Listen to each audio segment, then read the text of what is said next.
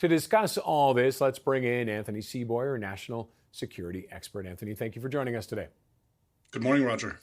Let's start first with Donald Trump's comments about NATO and encouraging Russia to attack any NATO allies who hadn't paid their bills. Well, it's utterly stunning on so many levels. It shows again a lack of understanding of how NATO functions. He's basically making U.S. support for NATO member states conditional, which we've never seen since the emergence of NATO or the agreement on NATO. He's also obviously not understanding how it works. The costs for NATO itself are very minimal. Therefore, the headquarters for various research centers of excellence, it's very, very minimal. The costs that the countries have committed to spending is on their own defense. So there is no bills to anybody else, certainly not United States, that would have to be paid. So this whole phrasing is very strange and shows a lack of understanding for NATO. And this will have repercussions in terms of trust that these countries have in NATO and particularly in the US support. That said, there is, of course, truth to the fact that many European countries need to spend more on defense. The attacks by Russia on Ukraine show this very clearly, but also many states have stepped up. That is not enough, but they have stepped up in their spending. Is he playing to his home audience at the expense of foreign relations? Absolutely, that's what we're seeing. Like his reelection is for him the most essential. Being elected is for him the most essential goal. He's willing to throw basically allies under the bus, encouraging Russia to attack allies or any sovereign states. It's unbelievable to see this really at the level. So it really does not foreshadow good things for the future. How does this play outside of NATO? Obviously, NATO concerned and upset about this, but outside of that, what does Russia see? What does China see? And even smaller countries?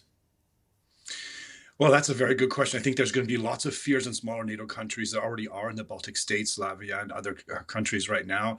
What others are going to make of this, we'll have to see. I think there's two sides of this. Countries do know, China, Russia do know that he's playing to the base, and how much truth there's going to be to this in the end of the day is a different question. But it's certainly the very wrong signal that we do not want to see.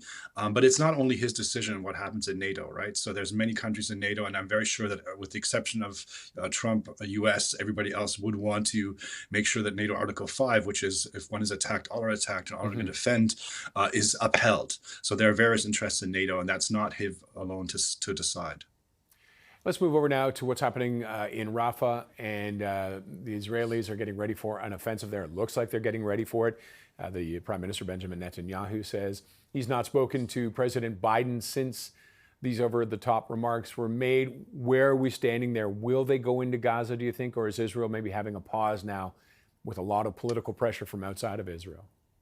From a purely military perspective, it's understandable. It's hard to really eradicate the commando centers and the remaining forces that Hamas has without going in that area. Though, is this a really proportionate response? There are far, far more people now doubting that that is proportionate. Having so many people evacuate is almost undoable. The cost to civilian lives will be very, very high, and in most people's eyes, not justifiable for the actions.